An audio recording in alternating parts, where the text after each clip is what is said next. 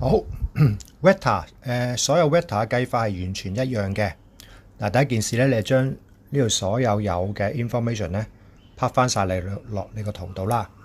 好啦，咁然後跟住睇題目，每個題目都係咁問噶啦。短嗰條 OP， 即係呢條短嗰條，就同長嗰條之間嘅比例。咁你每次嘅題目咧，呢個咧都會寫成係咁嘅樣嘅。OP 等於 μ 乘 HO，OP 等於 μ 乘 n。OK 呢個部分好啦，點樣開始做 ？Start from 呢個第一步驟寫咗啦，第二步驟 start from whole，然後跟住就話短嗰條 OP 等於 OP， 咁就做完噶啦。好啦，我哋開始做咯。Start from whole，ON 呢個部分分做兩個部分先。第一個 OP 用 ratio 嘅，第二個 OP 用sum 嘅。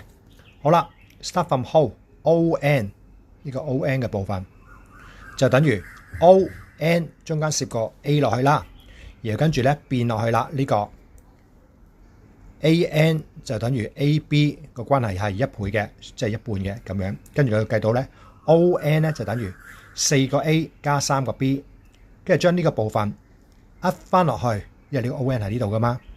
咁即係呢度啦，咁就會變咗 OP 就等於呢個部分啦。呢個部分我叫 equation 1，OK？ 好啦，然後跟住啦，我就再睇 OP 啦。OP 有另一個身份嘅係 sum 嘅，咩意思咧？我哋望晒呢個圖咯。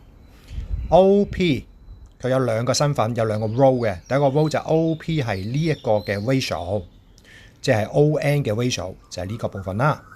咁頭先就計咗噶啦。另外咧 OP 咧又會等於OM 加 MP， 所以係 sum 嘅部分。好啦，我哋再嚟一次咯。重點就係呢個所謂 OP 等於 OP 或者 short 等於 short。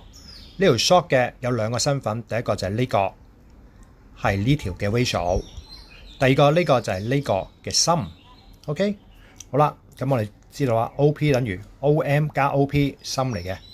然後跟住呢個 OP 咧就係 lambda AM， 塞翻個落去啦，就用翻之前個方法啦，全長就係 AMA， 跟住呢個 lambda， 然後跟住咧透過去計算，記住啲 negative 要反翻轉，就會計到呢個部分啦。咁有兩個咧就係 OP 等於 OP， 換句話嚟講，呢個 vector 嘅呢個部分就等於呢個 vector 呢個部分，呢個 vector 呢個部分就等於呢個 vector 呢個部分。Two equation two unknown， 咁你會計到 lambda 同埋 μ 係乜嘢啦？跟住將 μ 執翻落去呢度，咁你會計到，咦 μ 就係呢一個部分啦。咁你會計到成個 equation 嘅 OP 係乜嘢噶啦？